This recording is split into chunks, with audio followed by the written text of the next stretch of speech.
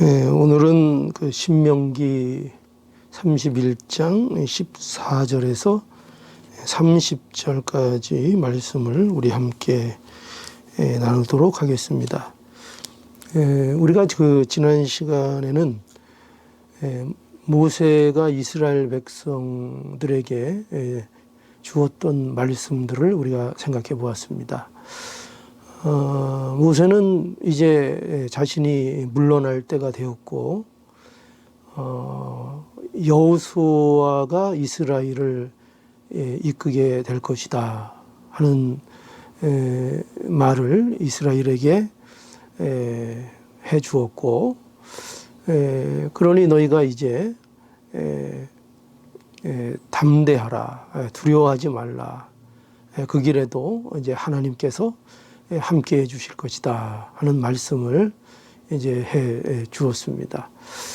그리고 그 다음에 또 모세는 이스라엘에게 율법을 써서 그것을 정기적으로 낭독해 주어라, 이렇게 제사장들과 장로들을 모아서 말씀해 주었습니다.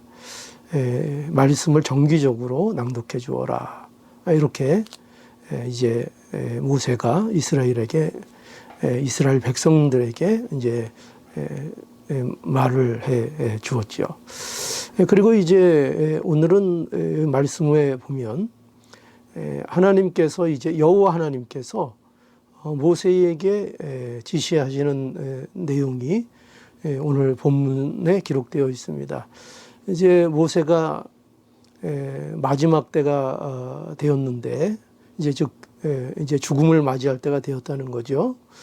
그래서 이 죽음을 앞에 둔 모세에게 또 여호수아를 불러오라, 이렇게 하셔서 그 회막 앞에서 이 두 지도자에게 하나님께서 말씀해 주시는 내용이 이제 오늘 본문의 내용입니다.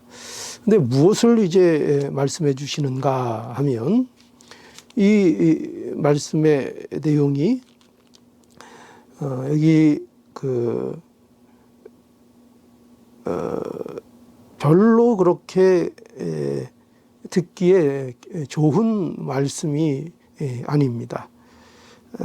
그것은 어떤 내용인가 하면 이스라엘의 범죄에 대한 내용이 있습니다.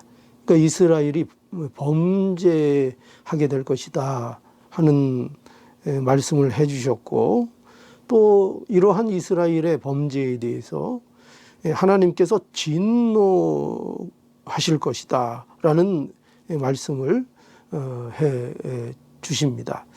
그래서 여기 오늘 본문의 그 16절에 보면 여기 여호와께서 모세에게 이르시되 너는 너희 열조와 함께 자려니와 이 백성은 들어가 거할 그 땅에서 일어나서 이방신들을 음란히 좇아, 이렇게 되어 있습니다. 여기 보면은 이스라엘 백성들이 음란히 행한다, 음란히 이방신을 좇을 것이다, 이렇게 말씀하고 있어서 그 이스라엘의 범죄에 대하여 이 음란이라는 이미지를 사용해서 말씀해 주십니다. 여기 사용하고 있는 이 음란이라는 것은 마치 창기 또 매춘과 같은 그런 이미지를 가지는 것인데, 그런데 이것이 단지 어떤 직업적인 여성들의 어떤 음란을 얘기하는 것이 아니라 이것은 쉽게 얘기하면 이런 겁니다. 바람난 여자와 같은 음란의 이미지입니다. 그러니까 남편이 있음에도 불구하고 자기 남편보다 더 자기에게 많은 것을 줄 수 있는 것처럼 보이는, 또 더 달콤해 보이는 다른 남자에게, 또 다른 배우자에게 마음을 빼앗기고 본 남편을 배신하여 다른 다른 사람을 뭐라 할까요? 따라가는 이 마음을 주는 이러한 음란을 말하고 있는 것입니다. 그러니까 이것이 이스라엘이 앞으로 하나님 앞에 범하는 타락의 모습인 것을 이 음란이라는 표현을 통해서 하나님께서 이렇게 음란하게 이스라엘이 행할 것이다 이렇게 말씀해 주고 계신 것입니다. 그래서 계속 보면은 이방신들을 음란히 좇아 나를 버리며 내가 그들과 세운 언약을 어길 것이다. 배반을 한다 하는 것이죠. 그래서 이제 그러한 이스라엘에 대해서 하나님의 진노가 있을 것이다. 또 그렇게 하나님께서 말씀하십니다. 그 17절에 보면 그때에 내가 그들에게 진노하여, 여기 진노라는 표현을 하고 계시죠. 하나님의 진노. 우리 하나님의 그 엄중하심, 그 엄하심, 그 심판의 엄중함을 우리가 강조할 때 또 인간이 가지고 있는 어떤 타락의 뭐랄까요, 중대함을 나타날 때에 이 진노라는 표현이 쓰이는 것입니다. 그들에게 진노하여 그들을 버리며 내 얼굴을 숨겨 그들에게 보이지 않게 할 것인지. 여기 보면은 하나님께서 그들에게 얼굴을 숨기신다 이렇게 이제 표현하고 계십니다. 이 얼굴을 숨기신다는 것은 이것도 일종의 하나님의 심판의 어떤 이미지의 표현인데, 특별히 얼굴을 숨기신다는 것은 어떤 이스라엘의 어려움, 고난, 또 재앙, 어떤 심판과 같은 그 처지, 이런 것들이 이스라엘에게 있을 때에 마치 하나님이 그들의 하나님이 아니신 것처럼, 그들을 하나님께서 돌보지 아니하시는 것처럼 이렇게 그 상황들이 되어질 것이다 하는 것을 이제 말씀하고 있는 것입니다. 이것은 얼마나 그 하나님의 그 심판이 엄중하고 하나님이 진노하시고 계신가 하는 것을 잘 표현하는 그런 이미지인 것입니다. 그렇지 않습니까?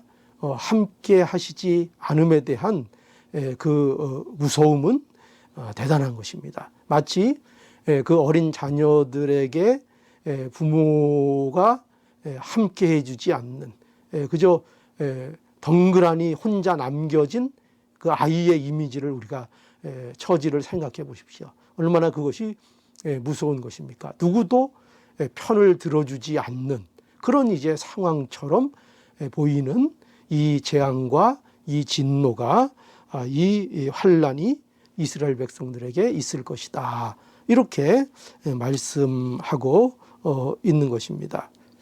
그래서 여기 계속 보면은 또 이렇게 아주 그 흥미로운 표현이 오늘 이제 본문에 계속해서 나오는데요. 그것이 뭐냐면 여기 노래를 증거로 삼아라 하는 말씀을 이제 하나님께서 하십니다. 이렇게 오늘 본문에 보면 이러한 그 노래를 증거로 삼아라 하는 이러한 말씀들이 여러 번 여기 등장을 합니다. 예를 들어서 19절에도 보면 여기 19절, 그러므로 이제 너희는 이 노래를 써서 이스라엘 자손에게 가르쳐 그 입으로 부르게 하여 이 노래로 나를 위하여 이스라엘 자손에게 증거가 되게 하라. 이렇게 증거가 되게 하라. 이 노래로 뭐가 되게 하라고요? 증거가 되게 하라. 이런 말씀을 해 주셨고요. 또 21절에 보면 거기에도 그래요. 그들이 재앙과 당할 때에 그들의 자손이 부르기를 잊지 아니한 이 노래가, 여기도 노래가 등장하죠. 이 노래가 그들 앞에 증인처럼 되리라. 이 노래가 그들 앞에서 뭐처럼 된다고요? 증인처럼 되리라. 이렇게 이제 말씀하십니다. 또 그뿐만 아니라 요 뒤에 가보면 모세가 이제 이스라엘 백성들에게 이와 같은 말을, 이 하나님의 말씀을 반복해서 이제 이스라엘 백성들에게 또 전하게 되는데요. 그때에도 이와 같은 말이 반복됩니다. 거기 26절에 보면 이 율법책을 가져다가 너희 하나님 여호와의 언약궤 곁에 두어 너희에게 증거가 되게 하라. 여기에도 보면은 너희에게 증거가 되게 하라 이렇게 돼 있고, 또 28절에도 보면 너희 집안 모든 장로와 유사들을 내 앞에 모으라. 내가 이 말씀을 그들의 귀에 들리고 그들에게 천지로 증거를 삼으리라. 이렇게 말씀하고 있죠. 여기에는 물론 율법책 이렇게 말하고 있습니다. 그것이 무엇이 된다고요? 너희에게 그것이 증거가 되게 하라. 이렇게 말씀하고 있다는 것입니다. 그러니까 우리가 여기서 보는 바와 같이 하나님께서 무엇을 계속 모세에게 강조해서 말씀하고 계시며, 또 그 말을 통해서 모세가 이스라엘 백성들에게 무엇을 말해주고 있는가 하면은 이것을 증거 삼아라 하는 것이죠. 그러니까 이것은 뭡니까? 이것을 그 증거로, 무엇을 증거로 삼으라고요? 기록하여 준 율법을 가지고 또 그 것들을 노래로 가르쳐서 부르게 하는 것을 통해서 그것을 너희 중에 증거로 삼아라. 이렇게 강조하고 계신 것입니다. 그러면 이제 우리가 이걸 생각해야죠. 뭐냐면, 그럼 뭘 증거하라는 말씀인가? 우리가 생각할 수 있죠. 뭘 증거하라는 것인가 하면은 이것은 이스라엘의 불순종과 하나님의 진노, 지금 아까 그 얼마나 하나님께서 진노하실 것인가, 또 이스라엘 백성들의 그 범죄가 어떤 것인가, 그것을 우리가 말씀해 주신 것을 우리가 확인했죠. 그런데 그러한 이스라엘의 범죄와 또 그것에 대한 하나님의 진노가, 그 원인이 하나님께 있지 않다 하는 것을 증거하라는 것입니다. 그러니까 그 율법책에 기록된 것, 그 기록된 말씀, 그 율법, 그리고 그것들을 노래로 가르쳐서 부르게 해서 그 부르는 것을 통해서 뭐를 증거하라고요? 그들의 범죄가, 또 그것으로 인한 하나님의 진노가, 그것이 그 책임과 원인이 하나님께 있지 않고 누구에게 있다고요? 이스라엘 백성들에게 그 원인이 있는 것이다. 이것을 율법을 통해서, 그 노래를 부르는 것을 통해서 너희가 증거 삼게 만들어라. 이렇게 말씀하고 계신 것입니다. 그러니까 율법을 낭독하고 노래하는 것은요, 이스라엘의 불순종의 성향을 알도록 하시는 하나님의 조치로 하나님이 하도록 하신 것입니다. 왜 이런 조치를 하시는가? 그것은 여기 20절로 21절을 한번 볼까요? 20절로 21절에 보면 여기 어떻게 되어 있는가 하면, 내가 그들의 열조에게 맹세한 바 젖과 꿀이 흐르는 땅으로 그들을 인도하여 들인 후에 그들이 먹고 배부르고 살찌면 돌이켜 다른 신들을 섬기며 나를 멸시하여 내 언약을 어기리니. 21절, 그들이 재앙과 환난을 당할 때에 그들의 자손이 부르기를 잊지 아니한 이 노래가 그들 앞에 증인처럼 되리라. 나는 내가 맹세한 땅으로 그들을 인도하여 드리기 전 오늘날에 나는 그들의 상상하는 말을 아노라. 이렇게 말씀하셨어요. 그러니까 뭘 아시는가? 그들의 상상하는 말을 안다는 거예요. 이것은 이스라엘 백성들이 앞으로 어떻게 하나님의 은혜를 잊고 그들이 범죄하게 될 것인가, 그것을, 그 이스라엘의 상태를 하나님께서는 아신다는 거예요. 그들이 어떻게 행할 것을 아신다는 거죠. 그래서 이스라엘 백성들의 내적 경향성이 어떻게 돼 있는 거예요? 불순종이라는 그런 어떤 하나님 앞에 죄성으로 기울어져 있다는 것을 하나님께서 아신다는 것입니다. 여러분, 이것이 인간이 갖고 있는 그 내부의 상태인 거예요. 인간의 영적인 상태를 말하고 있는 것입니다. 그리고 그들은 그러한 원인들을 자신들에게서 찾지 않고 어디에서 찾게 된다고요? 환경이나 조건이나 어떤 외부적인 것에서 자신들의 타락이나 어떤 잘못, 고난이나 어떤 재앙의 원인들을 그들이 찾을 수 있다는 것입니다. 그래서 핑계댈 수 있다는 거예요.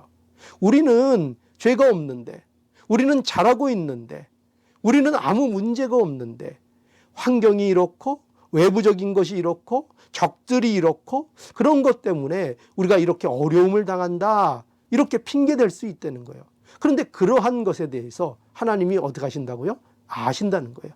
다 아시고 그들의 내부에 무엇을 가지고 있는지, 그들이 얼마나 불순종이라는 죄의 성향 속에 그들이 기울어져 있는지, 그들의 내부를, 그들의 중심을 하나님께서는 너무나도 잘 아신다는 겁니다. 그래서 여기 24절과 29절의 말씀도 이제 마찬가지입니다. 여기에 말씀도 보면은 이 모세가 레위 사람들에게 이제 율법책을 언약궤 곁에 두어서 너희에게 증거가 되게 하라, 이렇게 모세가 한 말인데, 이 모세도 하는 말이 무엇이냐, 증거하는 것이 뭐냐면 이스라엘의 패약함을 안다는 것입니다. 그래서 27절에 한번 볼까요? 27절. 내가 너희의 패역함과 목이 곧은 것을 아나니, 여기 그러잖아요. 오늘날 내가 생존하여 너희와 함께 하여도 너희가 여호와를 거역하였거든. 내가 너희와 내가 지금 생존해서 너희와 함께 할 때에도 너희가 하나님의 말씀을 거역했는데, 그런데 하물며 내가 죽은 후에야 오죽하겠느냐. 지금 모세가 이렇게 말을 하고 있는 것입니다. 그래서 뭐로 증거를 삼으라고요? 언약궤 곁에 율법책을 두어서, 그리고 이 율법의 내용들을 노래로, 또 모세가 가르쳐주는 이 노래를 통해서, 그 노래를 부르는 것을 통해서 뭘 확인하라고요? 그 원인이 하나님께 있는 것이 아니라 바로 이스라엘 백성 내부의 죄의 문제, 그 마음의 문제라는 것을 이제 알아라 하는 것입니다. 사람들은요, 모두 이 어떤 불행이나 또 자신에게 있는 고난들, 이런 것들을 어떻게 생각하는가 하면 환경과 어떤 조건의 문제라, 이렇게 단정지어서 그것들을 핑계대려고 합니다. 그렇죠? 그런데 이 율법을 통해서, 또 하나님이 주시는 이 말씀을 통해서 우리가 알게 되는 것은 무엇이냐? 그것이 아니라는 것입니다. 율법은 우리가 어떤 상태에 있는지를 우리에게 알게 해주시는 겁니다. 그래서 예를 들어서 이거죠. 우리가 그 율법하면 가장 대표적인 것이 십계명인데요. 이 십계명을 예로 들어보면은, 우리가 십계명에 너는 나 외에 다른 신을 섬기지 말라 하는 이 말씀을 우리가 보게 됩니다. 이 1계명의 말씀은 우리가 잘 아는 대로 우리가 예배할 대상이 누구인가를 분명하게 가르쳐주는 말씀입니다. 오직 하나님만이 우리의 예배의 대상입니다. 그 어떤 다른 신도 없다. 그것을 우리에게 가르쳐 주시는 귀한 하나님의 말씀입니다. 근데 이 말씀은 이것을 우리에게 가르쳐 주실 뿐만 아니라 또 무엇을 우리에게 가르쳐 주시는가 하면 바로 우리 안에 다른 신들을 섬기려는 경향이 있다 하는 문제도 우리에게 알게 해 주십니다. 그러니까 굉장히 중요하죠. 이 나 외에 다른 신들을 섬기지 말라 하는 것은 오직 하나님만이 예배의 대상이다 하는 것을 우리에게 명확히 가르쳐 주시고, 그리고 또한 우리 안에 뭐가 있다고요? 우리 안에는 우상을, 다른 신을, 내 마음에 끌리는 어떤 다른 것들을 섬기려고 하는 그 경향이, 그 죄성이 우리 안에 있다 하는 것을 또한 가르쳐 주신다는 겁니다. 여러분, 이것이 율법의 기능인 거예요. 또 우리가 다른 예를 하나 들어볼까요? 살인하지 말라 하는 말씀을 우리가 알고 있습니다. 그런데 이 살인하지 말라 하는 말씀도 우리에게 뭘 가르쳐 줍니까? 우리가 다른 사람의 생명을 사랑해야 한다 하는 것을 가르쳐 줍니다. 그리고 다른 사람의 생명을 빼앗으면은 안 된다는 것을 우리에게 가르쳐 줍니다.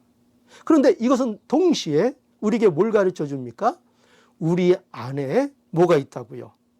남을 미워하는 마음, 남을 증오하는 마음이 우리에게 있다는 것을 또한 가르쳐 줍니다.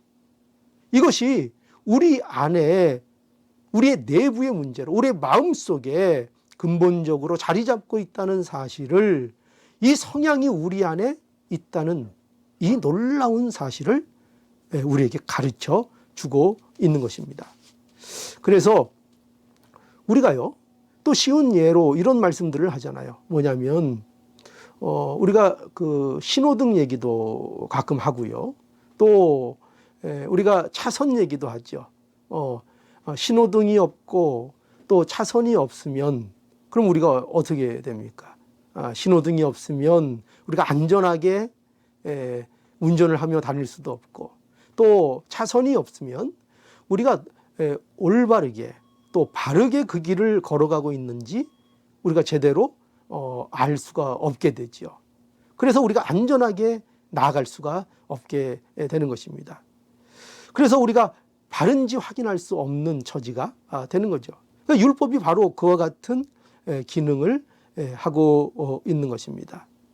그래서 마치 율법은요, 거울과 같다고 말할 수 있습니다. 율법은 우리를 비추는 거울이라고 우리가 볼 수 있고, 또 그것은 보통 거울이 아니라 우리의 겉모습만을 이렇게 볼 수 있는, 뭐 얼굴에 뭐가 묻었나 이렇게 보는 것도 중요한데, 그뿐만 아니라 우리의 내면에, 우리의 안에 무엇이 있는가, 우리의 내면을 비춰보는 거울이기도 한 것입니다. 이것이 바로 뭐예요? 율법의 기능이고, 율법을 통해서 하나님이 이스라엘 백성들에게 율법을 낭독하게 해서 그것을 듣고 그것을 배우고 하는 것을 통해서, 또 모세에 가르쳐주는 노래를 부르는 것을 통해서 뭐를 확인하라고요?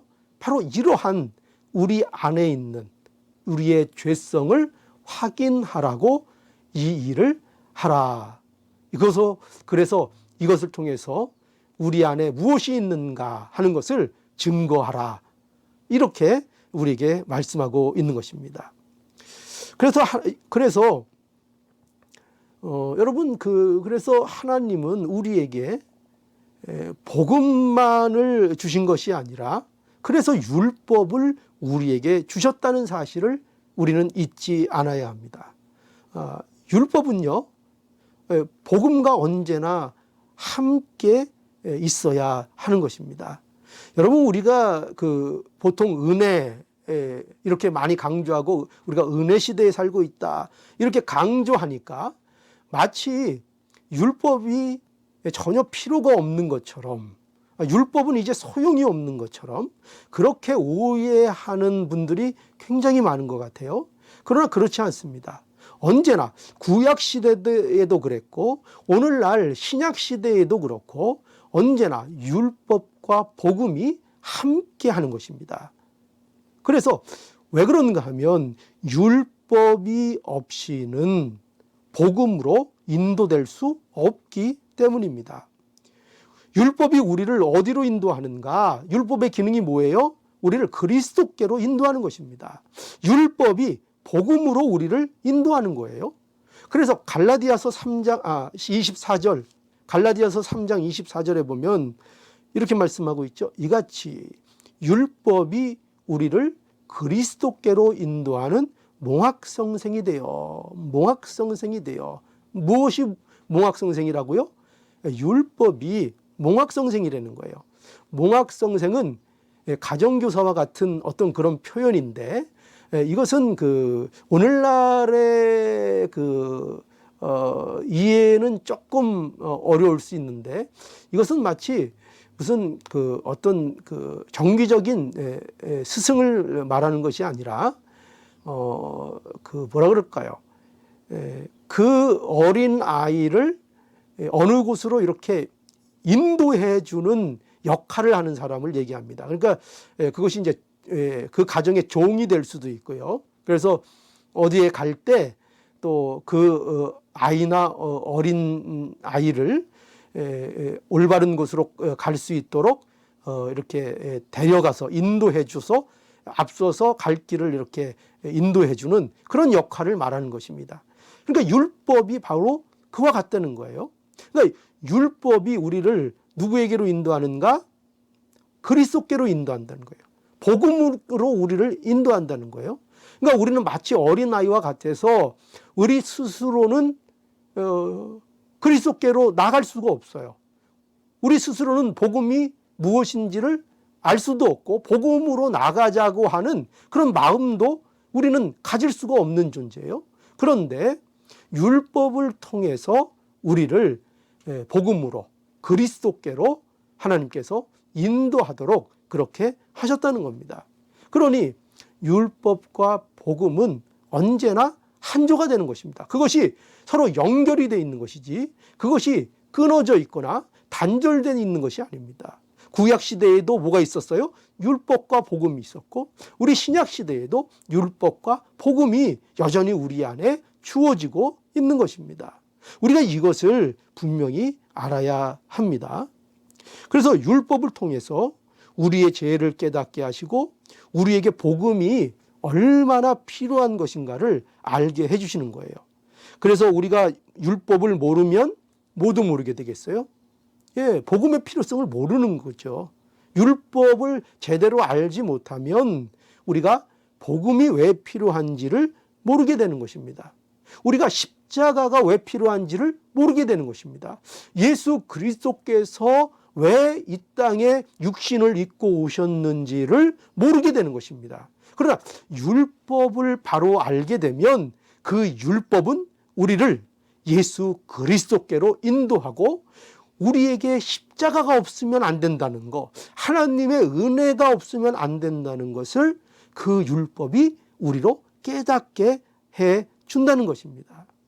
그래서 율법을 낭독하고 배우고 노래로 불러서 항상 기억해야 될 이유가 여기에 있는 것입니다. 그것을 통해서 오늘날 우리도 어떻게 하게 됩니까?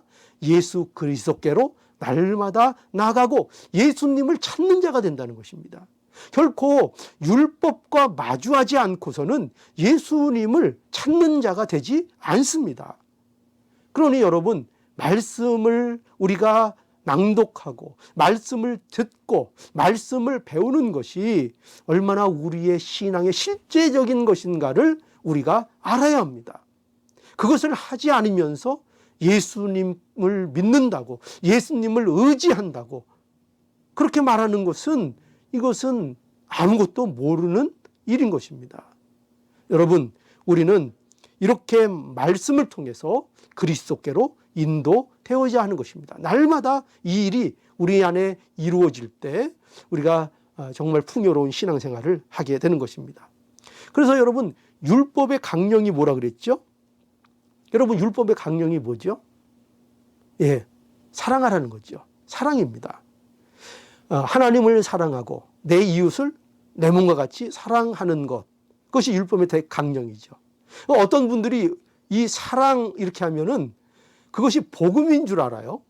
그런 오해를, 사랑이니까 이게 복음이 아닌가, 이렇게 오해하는 분들이 있는데, 사랑하라 이 말은 뭐예요? 율법입니다. 율법. 사랑하라, 하나님을 사랑하라 율법이고, 내 이웃을 내 몸과 같이 사랑하라, 이것이 율법입니다. 그런데 이 율법을 통해서 우리가 뭐를 알게 되느냐? 예수님이 아니면 안 되는구나, 이것을 알려는 것입니다. 우리에게 오늘날 하나님을 사랑하라, 내 이웃을 내 몸과 같이 사랑하라, 이 율법의 대경령을 우리에게 말씀해 주십니다. 이거 순종해야 합니다. 그런데 그 말씀을 통해서 우리가 뭐를 알아야 된다고요? 예수님이 아니면 이거 우리가 할 수 없구나. 예수님으로만 이 일을 할 수 있구나. 그러니 우리가 예수님을 의지해야 되는구나. 예수님께로 나가야 되는구나. 예수님이 아니면 우리는 하나님 사랑할 수도 없고, 내 이웃과 내 이웃을 내 몸과 같이 사랑하라는 이 말씀 순종할 수 없구나. 예수님께로 나가야 되는구나. 이거를 알려는 겁니다. 이거를 알라고 우리에게 뭐라고 말씀하신다고요? 하나님 사랑해라, 내 이웃을 내 몸과 같이 사랑하라, 이렇게 말씀하신다는 것입니다. 그런데 율법을 낭독하고 또 배우고 노래하면서 그리스도께로 인도되지 못하면, 그래서 율법만 붙잡고 있으면 그럼 어떻게 될까요? 그렇게 하면 나오는 게 뭐죠?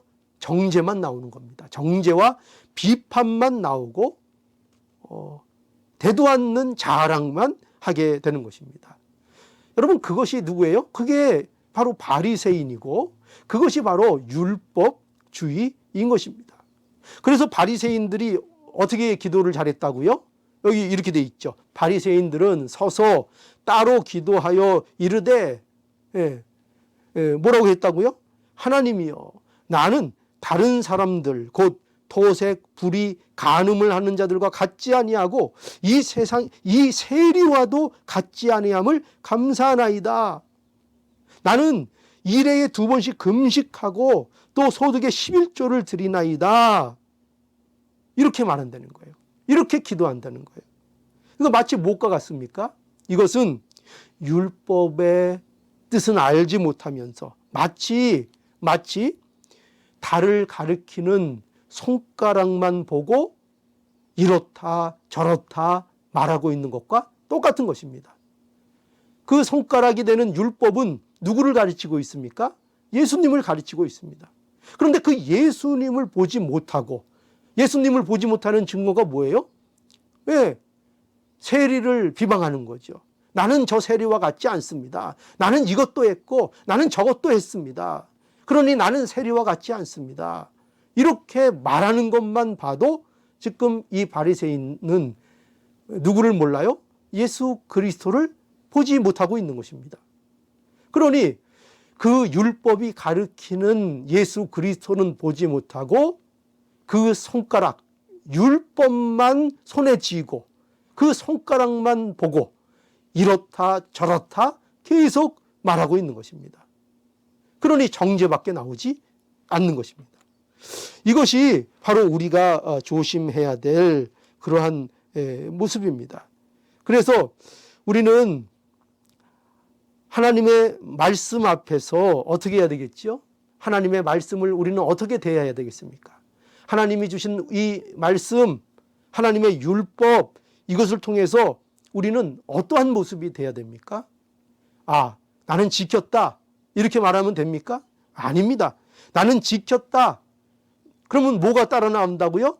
너는 왜 이 모양이냐? 이게 따라 나온다고요? 이것이 되면 안 됩니다. 이렇게 되면 안 되고, 뭐가 돼야 되죠? 나는 예수님이 아니면 안 되는구나. 그것을 알려는 거예요.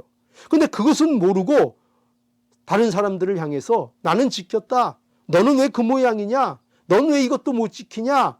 그렇게 정죄해서는 안 된다는 것입니다. 안 되고, 나도 안 된다는 것을 알아야 하는 것입니다. 나도 예수님이 아니면 안 되고, 나도 이 모든 죄악된 모습이 바로 나의 모습이라는 것을 알라는 것입니다. 이것을 아는 자, 이것이 돼야 죄에서 돌이키게 되는 것입니다. 아, 저 사람이 음란한 것이 아니라 내가 음란하구나. 저 사람이 진노를 받아야 되는 것이 아니라 내가 진노를 받아야 마땅하구나. 그래서요, 여러분 자신이 율법을 지킨다 이렇게 생각하는 사람은요, 이것을 할 수가 없습니다. 하나님은 우리가 얼마나 부족한지를 하나님은 아시는 분이십니다. 그것을 확인하라고 주신 것이 바로 율법입니다. 하나님이 우리를 위해서 예수님을 주시고 또 왜 예수님이 십자가를 지셨는가 하는 것을 알게 하시려고 주신 것, 이것이 율법입니다. 이거를 날마다 우리의 삶 속에서 확인하라고 주신 하나님의 말씀입니다. 이 하나님의 말씀은 우리가 대할 때마다, 우리가 이 말씀을 낭독하고 이 말씀을 배우고 이 말씀을 노래할 때마다 우리는 뭐를 알아야 돼요? 하나님의 은혜를 알아야 하겠습니다. 그 은혜를 알도록 하기 위해서 이 모든 것 우리에게 주셨습니다. 그래서 율법을 통해서 우리가 얼마나 가망 없는 자인가 이것을 깨닫고, 율법을 통해서 우리의 죄는 환경의 문제, 조건의 문제가 아니라 우리 안에 있는 죄의 성향의 문제라는 것을 우리가 깨달아서, 이 호세아서에 보면은 4장 7절에 너희가 번성할수록 내게 범죄하니 이렇게 말씀하셨는데요. 이 말씀처럼 광야에서만 죄가 있는 것이 아니라 이 젖과 꿀이 흐르는 땅에서도 죄를 짓는 존재이구나. 이것을 우리가 알아서 우리가 환경 탓하지 않고 어떤 외부의 적 탓하지 말고 우리의 마음이 바뀌어야 되는 문제고, 예수 그리스도를 알아야 되는 문제고, 예수 그리스도를 의지해야 되는 문제고, 하나님의 은혜를 의지해야 되는 문제인 것을 우리가 분명히 아셔서 오늘도 다른 핑계 대지 마시고 다른 이유 대지 마시고 우리가 하나님 의지하는 자녀로서 예수 그리스도 믿고 있는가, 예수님 의지하고 있는가, 이 문제를 우리 마음속에 잘 확인하셔서 말씀을 들을 때마다, 말씀을 낭독할 때마다, 말씀을 배울 때마다 우리의 부족함, 우리가 예수님 없이는 안 된다는 것 날마다 확인하심으로 더욱더 예수님 앞에 가까이 나아가는 우리의 모습이 될 수 있기를 오늘도 이 말씀을 통해서 간절히 축원하고 바랍니다. 다 함께 기도하시겠습니다. 걸어가신 하나님 감사합니다. 오늘도 하나님 말씀을 통해서 우리가 얼마나 하나님의 진노를 받을 수밖에 없는 죄된 자들인지, 우리 안에 아직도 죄의 성향이 우리를 불순종으로 기울어지게 하고 우리에게 많은 시험이 되고 있는 것을 우리가 알게 하시고 그 모든 것들을 깨닫게 해주시니 감사합니다. 하나님 말씀을 들을 때마다 그 말씀을 통해서 우리가 우리 자신을 돌아볼 수 있도록 인도해 주시고 더욱더 하나님 의지하고 하나님 앞에 가까이 나가는 복된 기간이 되도록 하나님 은혜와 복을 허락해 주시옵소서. 우리 사랑하는 모든 성도들이 말씀을 사랑하고 율법을 즐거워하는 자들이 되어서 언제나 자신을 발견하고 하나님 앞에 즐거이 기꺼이 나가는 우리의 모습이 되게 하여 주시옵소서. 예수님의 이름으로 기도하옵나이다. 아멘. 오늘도 함께 30분가량 했습니다. 믿음의 가정 우영복 집사님 가정을 위해서 또 한 주간 남은 기간 동안 기도해 주시고요. 또 우리 미주 서부교회를 위해서 기도해 주시고요.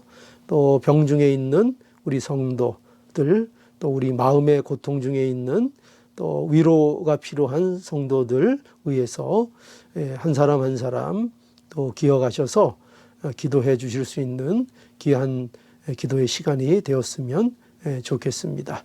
코로나19 사태도 조속히 회복되어서 우리가 함께 하나님 앞에 자유롭게 예배드릴 수 있는 그때가 속히 오도록 또 하나님 앞에 또 부르짖는 오늘 기도의 시간이 되었으면 좋겠습니다.